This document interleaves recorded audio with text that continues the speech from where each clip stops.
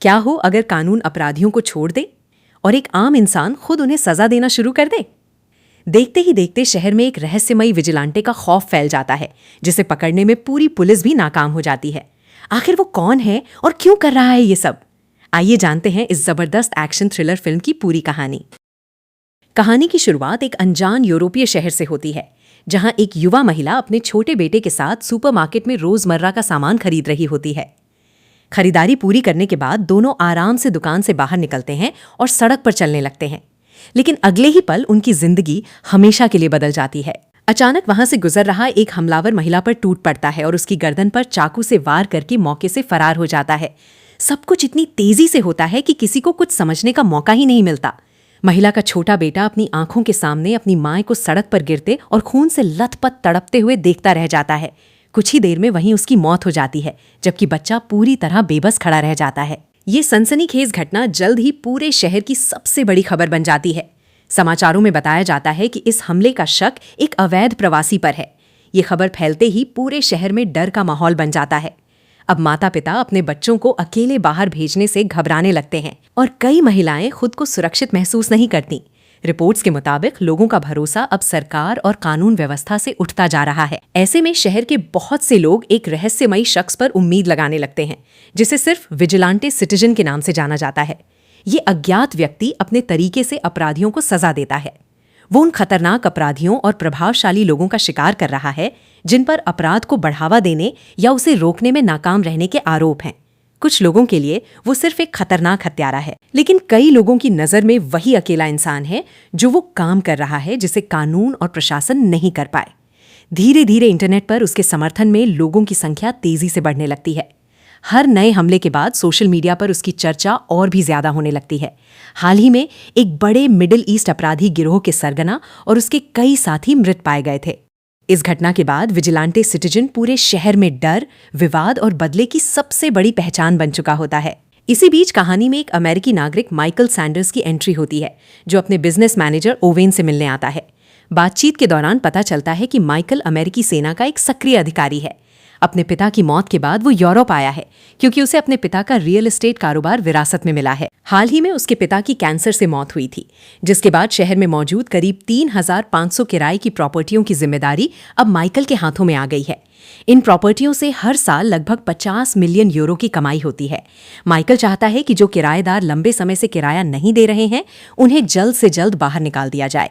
लेकिन ओवेन उसे समझाता है कि यहाँ का कानून इतना आसान नहीं है। सबसे पहले किराएदार का 3 महीने का किराया बकाया होना चाहिए।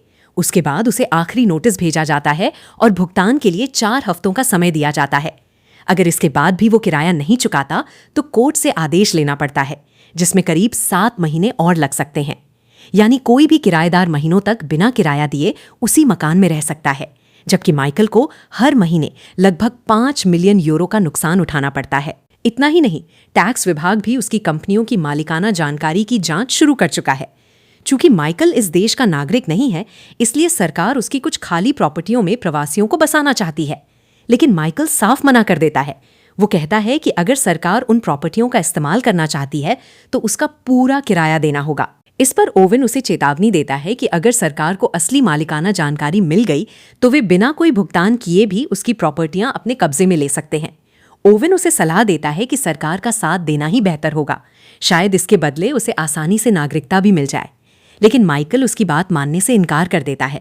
वो कहता है कि वो यहाँ हमेशा के लिए नहीं आया, बल्कि सिर्फ लंबी छुट्टियां बिताने आया है। इसके बाद माइकल अपने गुप्त ठिकाने पर पहुंचता है।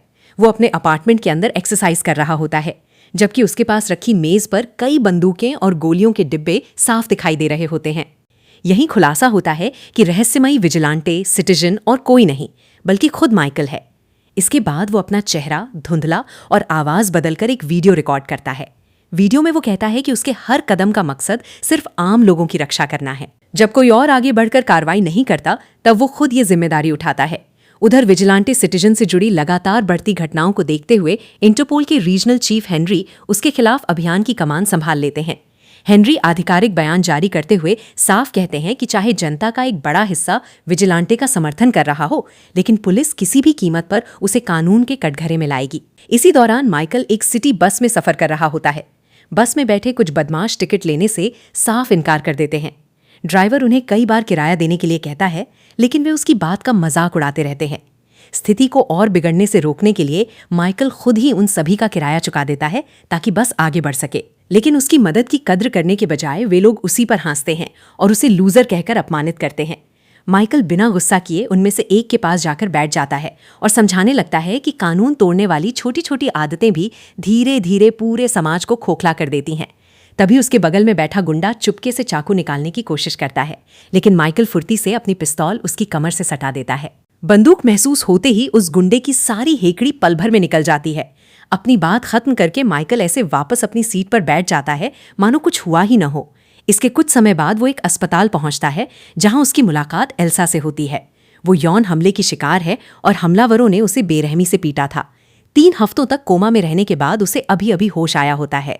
माइकल उससे पूछता है कि वो चाहती है उसके साथ ये सब करने वाले लोगों के साथ क्या होना चाहिए।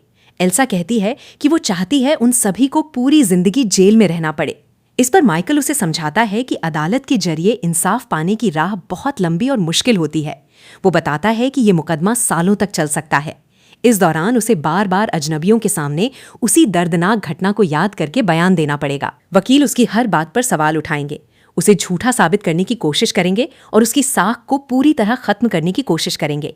इतना सब सहने के बाद भी इस बात की कोई गारंटी नहीं होगी कि अपराधियों को सजा मिलेगी। और जब तक ये लंबी कानूनी लड़ाई चलती रहेगी, तब तक वही लोग किसी और बेगुनाह को भी अपना शिकार बना सकते हैं। इसके बाद माइकल उसके सामने एक दूसरा विकल्प रखता है। वो कहता है कि अगर वो चाहें तो उसके मिशन का समर्थन कर सकती है। कुछ पल सोचने के बाद एल्सा चुपचाप उसकी बात मान लेती है। अपने अपार्टमेंट लौटकर माइकल एक और वीडियो रिकॉर्ड करता है। इस बार वो कहता है कि सरकार का असली मकसद लोगों की रक्षा नहीं, बल्कि उन्हें अपने नियंत्रण में रखना है। वो आगे दावा करता है कि सरकार, अदालत और पुलिस आम जनता को न्याय देने में पूरी तरह नाकाम रहे हैं। उसके मुताबिक ये व्यवस्था लोगों को आज्ञाकारी बनाए रखने के लिए बनाई गई है, न कि उन्हें इंसाफ दिलाने के लिए। माइकल लोगों से कहता है कि अब समय आ गया है कि वे अपना अधिकार और नियंत्रण दोबारा अपने हाथों में लें, और वो इसी मकसद से उनकी मदद कर रहा है। कुछ समय बाद माइकल एक 14 साल की लड़की के घर पहुंचता है, जिसके साथ 6 प्रवासी हमलावरों ने दरिंदगी की थी। दरवाजा लड़की का पिता खोलता है। माइकल उससे सिर्फ एक सवाल पूछता है कि क्या उसकी बेटी अदालत के फैसले से संतुष्ट है। लड़की का पिता किसी अजनबी से बात करने से इनकार कर देता है और माइकल को वहां से चले जाने के लिए कहता है। तभी घर के अंदर से लड़की खुद जवाब देती है कि नहीं, उसे कभी इंसाफ नहीं मिला। जिन लोगों ने उसके साथ ये अपराध किया था वे बिना किसी सजा के रिहा कर दिए गए। ये सुनकर माइकल बिना कुछ कहे वहां से चुपचाप निकल जाता है। इसी बीच इंटरपोल चीफ हेनरी अस्पताल में एल्सा से मिलने पहुंचता है। वो अपना परिचय देता है और भरोसा दिलाता है कि उसकी टीम हर संभव कोशिश करके हमलावरों को ढूंढ निकालेगी। लेकिन एल्सा उसे वही व्यक्ति समझ बैठती है जो उससे पहले मिलने आया था। वो बताती है कि वो आदमी बहुत शांत था और उसने उससे सिर्फ इतना पूछा था कि क्या वो इंसाफ चाहती है। हेनरी तुरंत समझ जाता है कि विजिलांटे सिटीजन उससे पहले अस्पताल आ चुका है। वो एल्सा से उस आदमी का हुलिया पूछता है। अब एल्सा को भी एहसास हो जाता है कि वो व्यक्ति माइकल ही था। इसके बावजूद वो जानबूझकर ऐसा हुलिया बताती है जो माइकल से बिल्कुल मेल नहीं खाता। कुछ समय बाद माइकल एक पार्क से गुजर रहा होता है। तभी उसकी नजर बस वाले उन्हीं बदमाशों पर पड़ती है जो इस बार एक युवक को घेर कर उसका मोबाइल छीन लेते हैं और बेरहमी से उसकी पिटाई करने लगते हैं। माइकल तुरंत बीच में पहुंचकर टेजर की मदद से सभी हमलावरों को काबू में कर लेता है। इसके बाद वो घायल युवक से कहता है कि अपनी मां को फोन करे और इन बदमाशों के खिलाफ पुलिस में शिकायत दर्ज करवाए। जैसे ही वो युवक वहां से चला जाता है, माइकल उन बदमाशों के हाथ बुरी तरह कुचल देता है और सख्त चेतावनी देता है कि अगर उन्होंने दोबारा किसी बेगुनाह को परेशान किया तो अगली बार अंजाम इससे भी ज्यादा खतरनाक होगा। इसके बाद माइकल पुलिस अधिकारी का भेष धारण करता है और जज रीन होल्ट को हेरोइन का ज्यादा डोज इंजेक्ट करके बेहोश कर देता है। फिर वो उसे अपनी गाड़ी में डालकर वहां से निकल जाता है। रास्ते में पता चलता है कि यही वही जज है जिसने 14 साल की लड़की के साथ दरिंदगी करने वाले 6 आरोपियों को रिहा कर दिया था। माइकल उसे उसके फैसले के लिए जिम्मेदार ठहराते हुए कहता है कि उसकी वजह से खतरनाक अपराधी खुलेआम समाज में घूम रहे हैं। इसके बाद वो जज का एक पुराना इंटरव्यू चलाता है जिसमें अदालत के बाहर जज उन अपराधियों का बचाव करते हुए कहता है कि वे लड़के समाज में खुद को ढाल नहीं पाए थे। जज ये भी दावा करता है कि वे भी किसी हद तक पीड़ित हैं और अपने पिछले अनुभवों की वजह से मानसिक आघात झेल चुके हैं। जज की ये दलील सुनकर माइकल के चेहरे पर गहरी नाराजगी साफ दिखाई देती है। कुछ देर बाद वो शहर के बाहरी इलाके में पहुंचता है। वहां वो बेहोश पड़े जज के ऊपर शराब उड़ेल देता है और उसकी कलाई काट देता है ताकि पूरी घटना आत्महत्या जैसी दिखाई दे। इसके बाद वो उसे वहीं तड़पता हुआ छोड़कर चला जाता है। उसी रात इंटरपोल चीफ हेनरी एक पब में अकेले बैठकर शराब पी रहा होता है। तभी वहां काम करने वाली एक वेट्रेस उसे टीवी पर देखकर पहचान लेती है। वो कहती है कि बहुत से लोग नहीं चाहते कि पुलिस विजिलेंटे सिटीजन को गिरफ्तार करे, लेकिन हेनरी जवाब देता है कि किसी भी इंसान को कानून अपने हाथ में लेकर हत्या करने की इजाजत नहीं दी जा सकती, चाहे उसके इरादे कैसे भी क्यों न हो। इसी दौरान उसी पब में माइकल भी बार के पास बैठा ड्रिंक कर रहा होता है। भीड़ पर नजर रखते हुए उसकी नजर दो आदमियों पर पड़ती है जो चुपके से अपनी डेट की ड्रिंक में नशीली दवा मिला देते हैं। जैसे ही दोनों महिलाएं वॉशरूम जाती हैं, माइकल उन दोनों लोगों के पास पहुंचता है और कहता है कि कोई व्यक्ति उनकी डेट्स को वॉशरूम के पास परेशान कर रहा है। ये सुनकर दोनों गुस्से में वहां की ओर चले जाते हैं और धमकी देते हैं कि अगर उसकी बात झूठी निकली तो उसका अंजाम बुरा होगा। उनके जाते ही माइकल फुर्ती से दोनों ड्रिंक आपस में बदल देता है। हालांकि उसे पता नहीं होता कि कुछ दूरी पर बैठा हेनरी उसकी हर हरकत पर नजर रख रहा है। कुछ ही देर बाद दोनों आदमी वापस आते हैं और अनजाने में वही ड्रिंक पी लेते हैं जिनमें उन्होंने खुद नशीली दवा मिलाई थी। कुछ घूंट पीते ही उन पर दवा का असर शुरू हो जाता है और उन्हें चक्कर आने लगते हैं। मौका देखकर माइकल उन दोनों महिलाओं के पास जाता है और पूरी सच्चाई बताकर उन्हें उन आदमियों से दूर रहने की चेतावनी देता है। दोनों महिलाएं तुरंत वहां से चली जाती हैं। माइकल के जाने के बाद हेनरी चुपचाप वो गिलास उठा लेता है जिसे माइकल ने इस्तेमाल किया था। उसे उम्मीद होती है कि इससे माइकल का डीएनए मिल सकता है। अगले दिन माइकल उन 6 हमलावरों में से एक यूसुफ अल शराह के घर पहुंचता है। वो बंदूक की नोक पर यूसुफ के पिता को काबू में करके जबरन घर के अंदर घुस जाता है और पूरे परिवार को बंधक बना लेता है। जैसे ही यूसुफ उस पर हमला करने की कोशिश करता है, माइकल तुरंत उसकी टांग में गोली मार देता है और सभी को बंदूक तानकर चुपचाप बैठने का आदेश देता है। यूसुफ का पिता बेटे का बचाव करते हुए कहता है कि अदालत पहले ही उसे बरी कर चुकी है, वो अभी छोटा है और उससे गलती हो गई। वहीं यूसुफ भी खुद को निर्दोष साबित करने की कोशिश करते हुए बेहयाई से कहता है कि लड़की अपनी मर्जी से उनके साथ थी। ये सुनकर माइकल उसे उसकी असलियत याद दिलाता है। वो कहता है कि अगर लड़की की मर्जी होती तो तुम लोगों को उसका मुंह दबाकर बारी बारी से उसके साथ दरिंदगी करने की जरूरत नहीं पड़ती।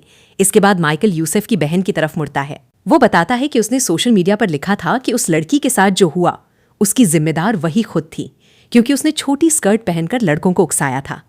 माइकल कहता है कि यही सबसे बड़ी समस्या है। बच्चे वही सीखते हैं जो उनके माता पिता उन्हें सिखाते हैं। इस पर यूसुफ का पिता जवाब देता है कि उसने अपने बच्चों को कुरान की शिक्षा और अच्छे संस्कार दिए हैं, लेकिन माइकल उसकी इस दलील को मानने से इनकार कर देता है। इसके बाद वो यूसुफ को आदेश देता है कि अपने बाकी साथियों को तुरंत इसी घर पर बुलाए। पहले तो यूसुफ साफ मना कर देता है।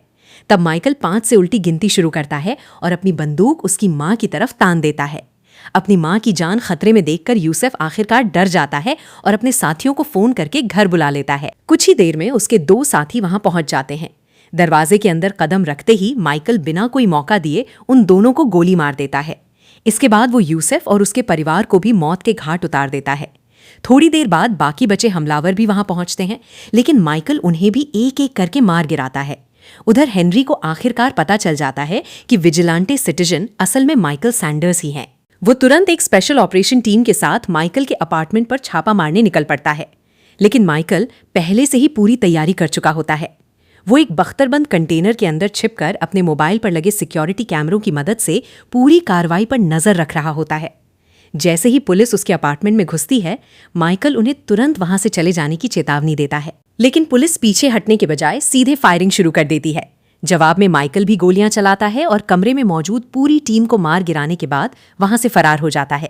कुछ देर बाद हेनरी बाकी पुलिसकर्मियों के साथ अपार्टमेंट के अंदर पहुंचता है। वहां चारों तरफ अपने साथियों की लाशें बिखरी देखकर सभी हैरान रह जाते हैं। हेनरी अपने लोगों को उस बख्तरबंद कंटेनर का दरवाजा तोड़ने का आदेश देता है। काफी कोशिशों के बाद जब वे कंटेनर के अंदर पहुंचते हैं और उसमें छिपे गुप्त हिस्से को खोलते हैं, अचानक वहां लगा विस्फोटक फट जाता है। तेज धमाके में कई पुलिसकर्मियों की मौके पर ही मौत हो जाती है, जबकि हेनरी भी गंभीर रूप से घायल हो जाता है। कुछ समय बाद हेनरी अस्पताल में अपना इलाज करवा रहा होता है। तभी माइकल उसे फोन करता है। वो हेनरी से कहता है कि सरकार को साफ चेतावनी दे दी जाए कि जनता कट्टरपंथी राजनीतिक और धार्मिक ताकतों के बढ़ते प्रभाव को अब और बर्दाश्त नहीं करेगी। माइकल आगे कहता है कि अगर सरकार ने इस स्थिति पर काबू नहीं पाया तो लोग खुद अपने तरीके से कार्रवाई करने पर मजबूर हो जाएंगे।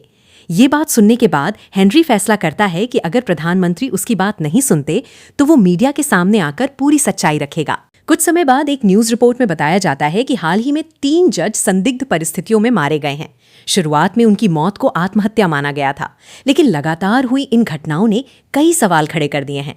रिपोर्ट में यह भी बताया जाता है कि ताज़ा मामला जज रीनहोल्ड का है, जिसकी लाश शहर के बाहरी इलाके में उसकी कार के अंदर मिली। दूसरी ओर 14 साल की वो लड़की अपने घर पर यह खबर देखती है कि उसके साथ दरिंदगी करने वाले सभी हमलावर मारे जा चुके हैं। ये सुनकर वो डरने के बजाय चुपचाप संतोष महसूस करती है। इसके बाद न्यूज रिपोर्ट में यूरोप के अपराध आंकड़ों का जिक्र किया जाता है। रिपोर्ट के अनुसार पिछले वर्ष प्रवासी अपराधियों से जुड़े 1,05,000 से अधिक हिंसक अपराध दर्ज किए गए थे, जिनमें सैकड़ों हत्याएं और यौन हमलों के 18,000 से ज्यादा मामले शामिल थे। इसी बीच विजिलेंटे सिटीजन का एक और बदली हुई आवाज और धुंधले चेहरे वाला वीडियो पूरे देश में प्रसारित होता है। वीडियो में माइकल ऐलान करता है कि उसका मिशन तब तक जारी रहेगा जब तक आम लोग खुद अपनी रक्षा करना और अन्याय के खिलाफ खड़े होना नहीं सीख जाते। आखिर में फिल्म उन हजारों यौन उत्पीड़न और हत्या के पीड़ितों को समर्पित की जाती है जिन्हें कानूनी व्यवस्था से न्याय नहीं मिल सका।